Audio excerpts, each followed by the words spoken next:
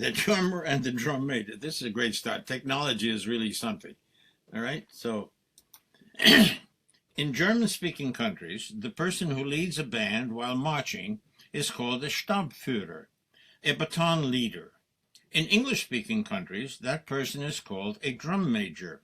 With so many instruments in the modern band, why the drum? Especially since that person also carries a baton and not a drum. The answer lies in the Middle Ages, when European military war tactics were drastically changing. Disclosure 1. Many of the illustrations in this presentation are original prints from my wife and my private collection. Disclosure 2.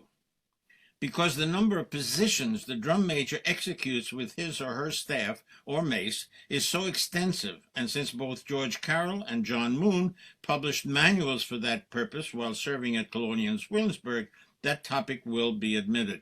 The Austrian baton signals are just the same as we have here in America, so there's no sense talking about it. You can look that up, because they're kind of hide floating window. What is this? What? What floating window? I have no idea what the hell they're doing. All right. Next. I'm sorry, I'm just technologically incompetent.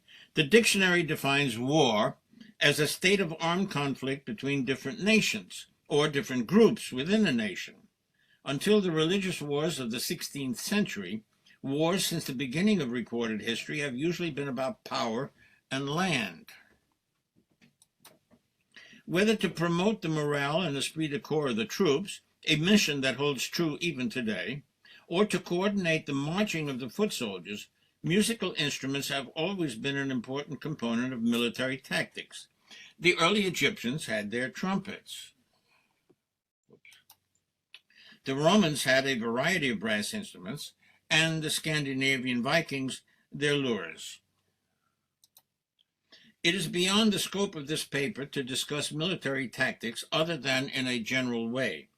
Basically, warfare by the Middle Ages had become one of mounted warriors and infantry using swords, shields, lances, spears, and crossbows in hand-to-hand combat. Able to fire 5 arrows in the time it took the crossbow to fire 1, the crossbow was soon replaced in the 14th century by the longbow. The superiority of this weapon was first shown at the Battle of Crécy in 1346, but its greatest triumph was at the Battle of Agincourt in 1415. The archers, who made up 5/6 of Henry V's army, were chiefly responsible for French casualties of over 10,000, compared to a few hundred on the English side. This soon led to the elimination of the mounted knights, who then fought on foot. Using swords, lances, and pikes, battles often became fierce and brutal combats at close quarters. Warfare changed completely during the 15th century with the introduction of gunpowder. The development of the muzzle-loaded arquebus made the crossbow obsolete. Equipped with a trigger mechanism, it was the first portable shoulder arms firearm. It was soon replaced by the musket, a heavier firearm, whose bullet could penetrate a knight's armor. Medieval warfare was mainly conducted by mercenaries, the condottieri in Italy and the Landsknechte from Switzerland and South Germany. The Landsknechte standardized the formation of 100 man squares armed with pikes and swords, with interspersed rows of musketeers. The pike was a wooden pole, 10 to 20 feet in length, with a steel spearhead. The musketeer carried an arquebus, or musket. Many 15th century writers recommended the addition of fifers and drummers to each square. A writer from the time of Queen Mary Tudor, as quoted in a work published in 1788, outlines the duties of the drummer. All captains must have drums and fifes and men to use the same, who should be faithful, secret, and ingenious, of able personage to use their instruments and office, of sundry languages, for oftentimes they are sent to parley with their enemies to summon their forts or towns, to redeem and conduct prisoners, and other diverse messages. which of necessity requires language. If such drums or fifes should fortune to fall into the hands of their enemies, no gift or force should cause them to disclose any secret that they know. They must often practice their instruments, teach the company their sounds of the march, alarm, approach, assault, battle, retreat, skirmish, or any other call that of necessity should be known. That's a lot of calls, even at that early period. Okay? The musicians were placed in the center of the square, along with the flag bearer. In 1565, what did I do? Skip one? Did I skip one? Uh-oh, I'm off.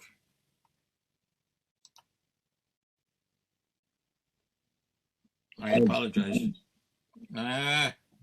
What did I do to myself here? All right, we did that one. Next is all captains must have drums. That's the one I just read. Okay, thank you. I'll get it yet. Yeah, okay, I'm right. The musicians were placed in the center of the square, along with the flag bearer. In 1565, Leonard Fronsberger wrote that a drummer should be bold and manly, understood, skillful, and sincere, so that when one is with an enemy, he should always be a champion. Therefore, if he is often sent to the enemy with letters or prisoners, or if he is sent to the enemy in other affairs and duties, he shall skillfully arrange the matters, speak and keep silent what is necessary and when it is necessary. All right. William Garrard, in his 1591 Art of War, suggested that, according to the stroke of the drum, so shall they go, just and even, with a gallant and sumptuous pace. For by doing so they shall be honored and commended of the lookers-on, who shall take a wonderful delight to behold them. I love that. Okay. One of the main functions of the drummer was to teach the soldiers the various beats. Our soldiers being sufficiently instructed in the postures of such arms as they carry, or are appointed to use, the next thing they are to learn is the knowledge of the several beats of the drum, which is as requisite to be learnt of the soldier as anything else in this way.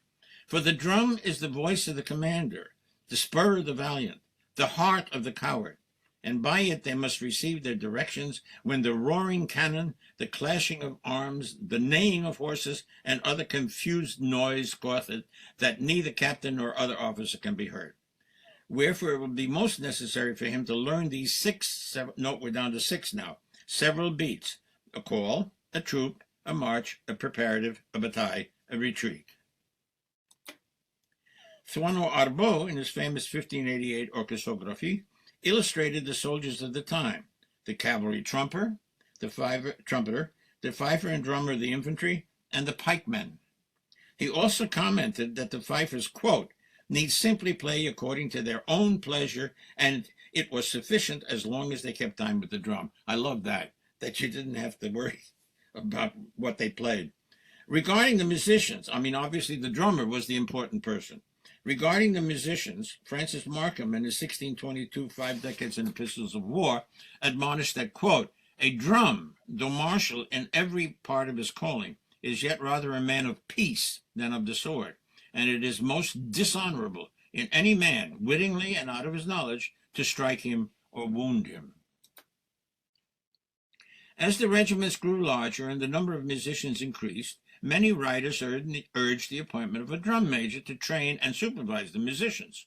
Leonard Digges, in his 1579 Arithmetical Military Treatise, urged the regimental candidates to appoint, quote, a chief drum that should take charge of the rest, instructing them in all particulars that they may both agree and readily execute any orders by the colonel commanding. Warfare tactics gradually changed during the 16th and 17th centuries. The flintlock musket replaced the musketeer's harquebus. The musket with mounted bayonet replaced the pike. Instead of hiring mercenaries, kings established uniformed standing armies. The old square formation shrank into more linear lines of 2 to 5 ranks, with 3 the most common. Depending on the country, regiments would consist of 2 battalions of 8 to 10 companies, each with as many as 100 officers and men. In combat, the companies of a battalion would form a line of battle 3 to 5 deep. The battalion line would advance toward the enemy, and when 300 or so yards of each other, would begin simultaneously firing at each other. The battle would often end with one side storming the other with fixed bayonets. The drummers were expected to remain with their companies, coordinating the beat of the commander's signals. After the battle, the drummers would assist the wounded. Howard Pyle's famous depiction of the 17 June 1775 Battle of Bunker Hill illustrates typical 18th century infantry tactics. Note there is no drum major depicted in Pyle's rendering, as he would have remained in the rear. Alfred de Marbeau's print, however, has an imposingly uniformed drum major leading his drummers through the gate of a fort or town that has apparently surrendered. Yeah, good luck with that one. Archibald Willard painted the Spirit of 76 for the Pennsylvania 1876 celebration. It can serve to remind one that the fifers and drummers in the Revolution were grown men, not young boys. They were paid more than the privates and were respected as important members of the company. Willard had included a young boy on a second drum, probably inspired by the many stories of teenage drummers in the American Civil War. The British Army only authorized a fifer for a grenadier company, but the young boys of the soldiers were frequently taught how to play the fife and did serve with the unit, but without pay. Note the young fifer in Hogarth's satirical depiction of the March of the Guards to Finchley. You see him in the lower left-hand corner there, all beautifully spiffed up and everything compared to the drummer, who looks like he's had a little too much to drink and served for too many years. Anyway. Because of their important function as signalmen, the drummers were dressed differently from the soldiers. This made it easier for the captain to locate them in the smoke and confusion of battle. In 1747, the British Army issued a clothing warrant stipulating that infantry drummers were to wear the reverse colors of their regiment. Eric Mander's rendering of the British 35th Regiment of Foot in 1777 provides a good illustration of what that means. William of Orange approved orange facings for his regiment when it was formed in 1701. The infantry soldier is wearing a red coat with orange linings, cuffs, and lapels. The drummer is wearing the reverse, an orange coat with red facings. The drum would also have been painted with the regiment's color, orange, complete with crown and cipher over the regimental number. During the American Revolution, the colonists would have seen drummers, English drummers, wearing coats of blue, two shades of bluff, gray, 2 shades of green, orange, white, 4 shades of yellow, or the royal red. The reverse color uniforms were abolished soon after 1815 because it made drummers too obvious a target on the battlefield. They were losing them all. I shouldn't laugh. They're getting killed. The drummer of the company on guard duty would remain on the guardhouse, beating all the normal duty beats and signals. He would also be responsible for the cleanliness of the guardhouse. The other drummers of the regiment, under the control of the drum major, would assemble and beat the reveille, troop, retreat, and tattoo every day. Chapter 29 of Baron von Steuben's Regulations for the Order and Discipline of the Troops of the United States, published in 1779, listed 9 beats of the drum and 12 signals. Each beat has an explanation of its function, such as the reveille is beat at daybreak and is the signal for the soldiers to rise and the sentries to leave off challenging. The signals have instructions for the drummers, as in first sergeant's call, 1 roll and 3 flams. 1 or 2 of the regimental drummers might also be assigned to assist with recruiting. See, English, typical way, take them all to the bar, get them drunk, and then get them signed up. Okay. The drum major, in addition to being the one who beats the best drum, should be, quote, a man whose regularity, sobriety, good conduct, and diligence can most strictly be depended upon, who is most remarkably clean and neat in his dress, has an approved ear and taste for music, and a good method of teaching. He is responsible for the appearance of his men, and that they keep their instruments in good order. He should be skilled in several languages. The drum major and the sergeant major were the 2 highest-ranking enlisted men in the regiment. The drum major was generally very lavishly dressed, and Gross refers to him as, quote, the Paris, if not the Adonis, of the regiment. One writer cautioned that it should never be objected to a drum major that he is too great a coxcomb. Such an appearance had rather to be encouraged, provided it does not exceed the bounds of proper respect to his superiors. His dress and appointments should all tend to promote the character, so it is absolutely necessary for him to strut and think himself a man of consequence when marching at the head of his drummers. Think of that today, okay? Note the pride and dignity of this drum major as he leads the field music and the band of music in this parade. The primary duty of the drum major was to teach the drummers the various beats and signals. This can include daily lessons for all drummers not on guard duty. The drum major was at first one of the company drummers, but was later promoted to sergeant and served as part of the company staff. As the senior NCO, he was expected to enforce military discipline and dress standards. Carrying his mace, or baton, he would lead all the drummers and fifers not on guard duty to beat the 4 daily ceremonies mentioned previously. When in battle, however, according to Englishman John Williamson, writing in 1791, the drum major puts himself in the rear of the battalion with all the drummers, except the orderly drummer, to assist the wounded. This was true in America during the Civil War and probably other European countries as well, but this was not always the case. There are recorded histories of drum majors active in battle, such as that of Drum Major Thomas Nicholson of the 6th Royal Regiment of Fusiliers, here portrayed as leading his company into battle. There is also a narrative of a drum major assuming the duties of the sergeant major after that person fell in battle. Drum majors in various countries may also have the additional duties of serving as regimental postmaster. If the regiment or senior officer had animals, he oversaw the menagerie. His most unpleasant duty, however, was his responsibility for the execution of punishment against court-martialed soldiers. He was required to supervise the drummers as they lashed the bare backs of soldiers found guilty of crimes. The drum major was answerable that, quote, no cat has more than 9 tails. A typical sentence would be 39 lashes. Imagine 39 lashes with that on your back. Based on the biblical story that St. Paul received 39 strokes 5 times from the Jews, although 100 lashes was also common, with even more for repeat offenders. The U.S. Congress abolished flogging on all naval ships in 1850. European countries outlawed lashing in the middle 1800s, but some countries apparently still do so even today. The drum major was also responsible for the ceremony of drumming miscreants out of the service. The fifer and drummer of the guard would play the ropes march until they reached the end of camp, when the youngest soldier would reach out.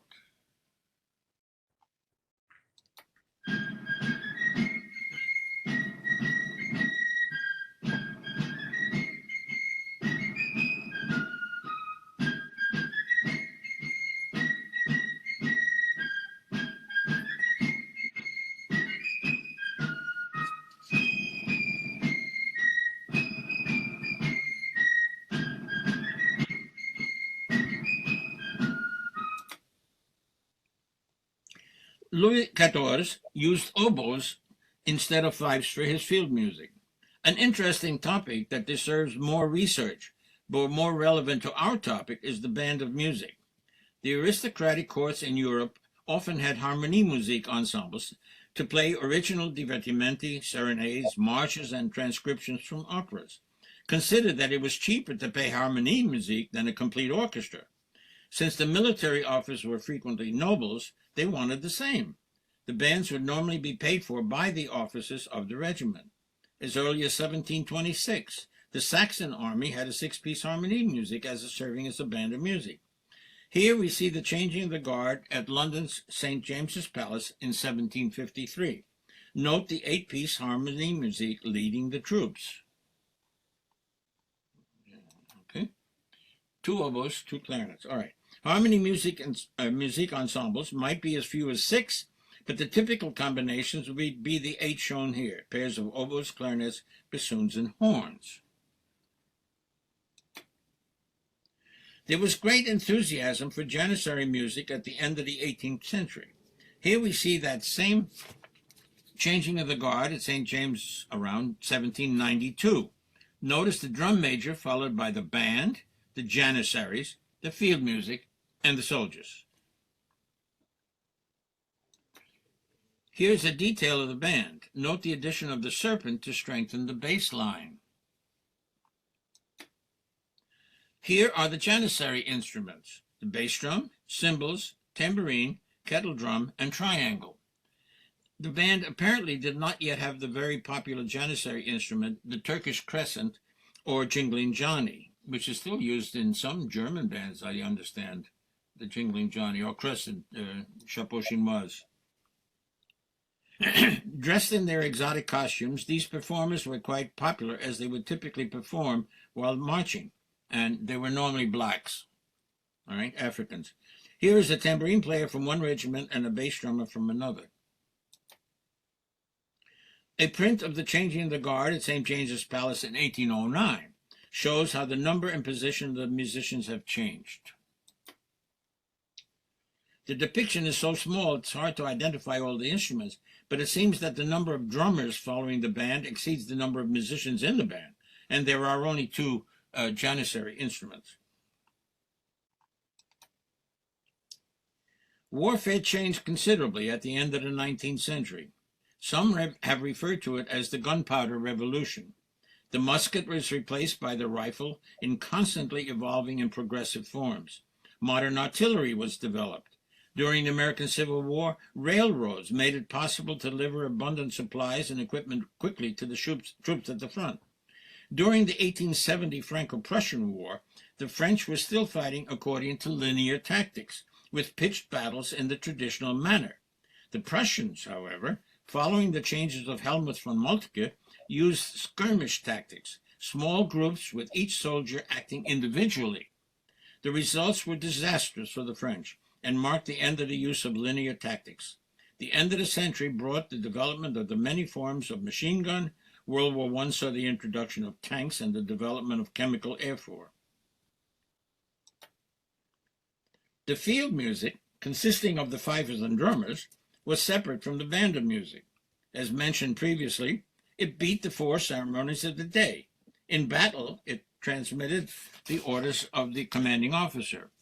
Battles, especially with modern artillery, became increasingly loud, and the bugle, with its piercing tone, began to replace the drums and fifes. The field music increasingly became bugles and drums, and in 1881, the fifes were officially replaced by the bugle. In 1892, the various bugle calls were standardized for all military units in the United States, and in 1917, the U.S. Army infantry field music consisted solely of bugles and drums. It is curious, however, that the 1940 technical manual for field music still contains 7 pages on the fife, including a fingering chart and 5 popular fife tunes, even in 1940. Since the bugle was now used to sound the daily calls and signals, the daily ceremonies now became the responsibility of the regimental band of music. Except for some stories of Civil War bands playing near a battlefield, bandsmen normally would stay in the rear and assist with the wounded. The band's primary function was to instill esprit de corps in the troops through the daily ceremonies of reveille, guard mount, and evening parade. For the musicians, reveille was the worst part of the day. Having to get up in time to play at 6 in the morning, regardless of weather, was a struggle, especially if one had played a concert the night before. Complaining to our bandmaster, who had served in World War I, only brought his response that, quote, and I remember this very well being from a young kid, reveille, retreat, death, and taxes were the immutable factors of life.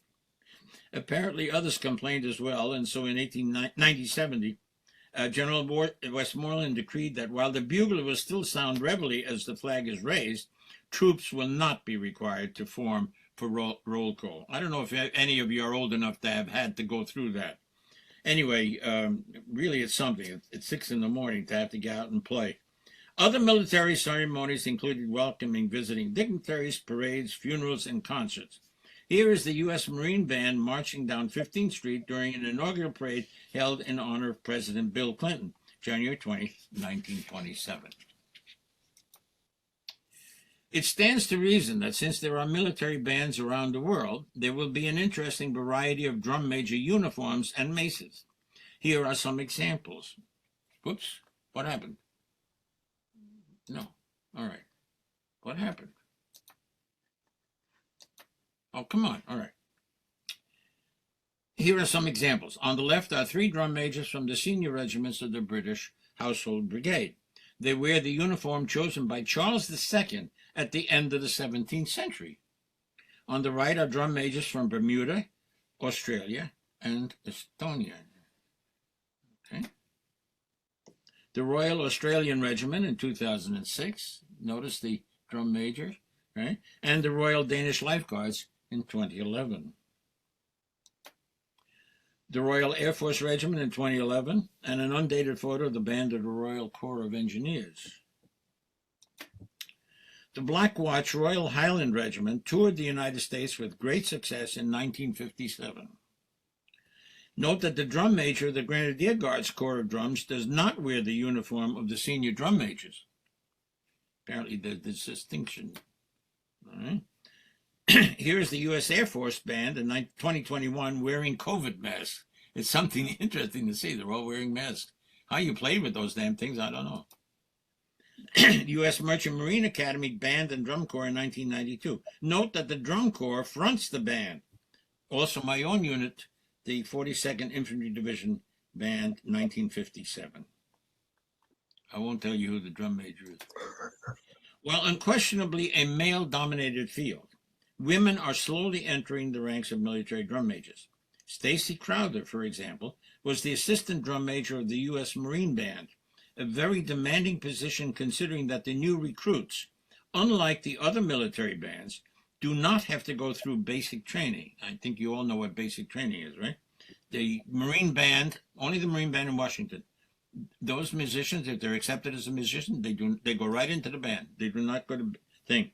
So it is the responsibility of the drum majors to make Marines out of them.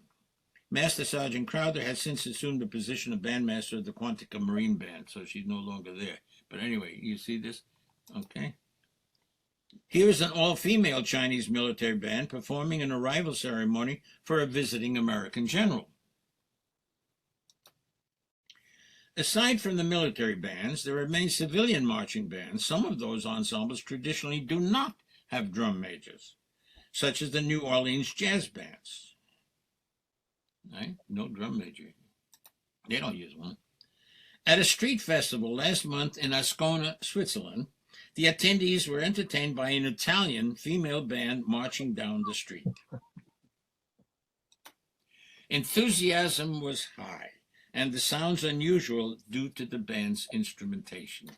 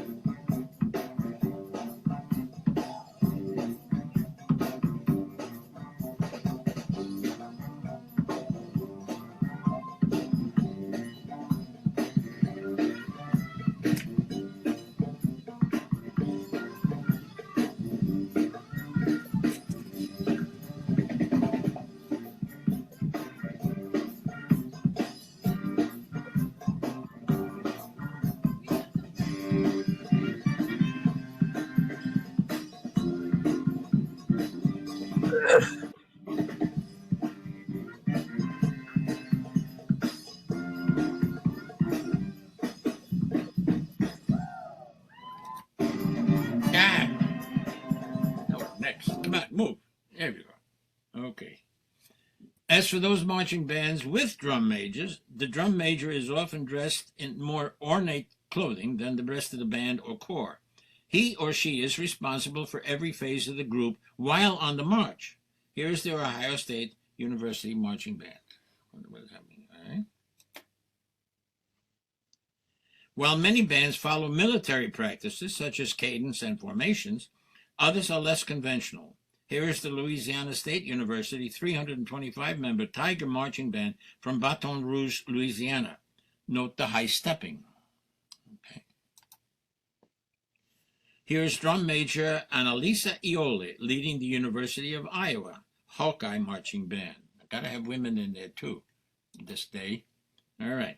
While street parades are important, the largest university bands, some with as many as 500 members, perform intricate shows in stadiums. In many bands, to earn the audience's consent for the athletic contest that follows, the drum major performs the ritual of the backbend. Isn't that something? How would you like to try that? Okay. As an example of the large formations performed by the university band, here's the Michigan State University Spartan Marching Band forming a Spartan helmet. Note the size of the audience. It's unbelievable. As the 400-member University of Michigan Marching Band forms a large letter M.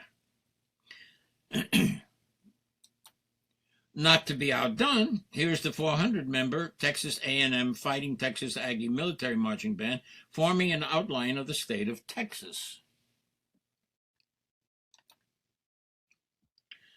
Starting with 16 members in 1946, William P. Foster, over the next 52 years, built the Florida A&M University Marching 100 into a 400-member marching band.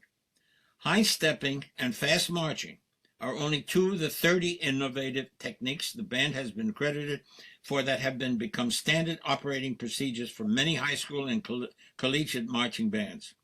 Here is a brief excerpt of the band as they enter the auditorium.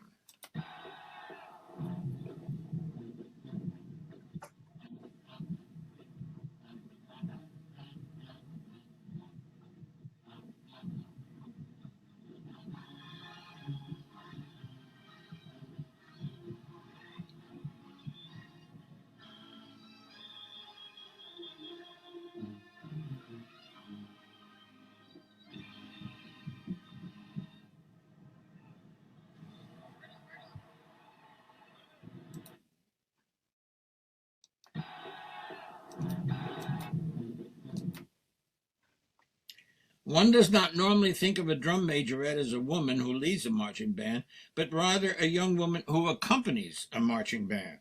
Normally in small groups, they twirl batons, dance, and do gymnastics to entertain the crowd. One can easily understand why majorettes are very popular throughout the world.